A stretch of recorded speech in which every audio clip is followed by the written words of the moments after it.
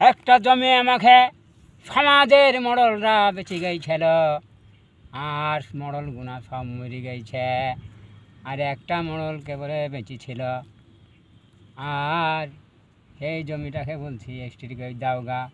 গরিব মানুষ, কোনো দিন এত বলি আর কোনো দিন কই দিতে যাই না, বলি 500 টাকা দেবো তোমাকে মুনিশ খরচ, তাইও যাই না কোনো দিন। আমি বলছি কোনো দিন একদিনও গেল না আর তোমার কি বলবো, মোদ বলছে লালিশ করগা। লালিশ করলাম, সবাই জানলো। ওইও সেই মডলটাও গিয়েছিল, দি বলছে ওকে জায়গা সব বেচা হয়েছে, ওকে সবই লিখে দিতে হবে।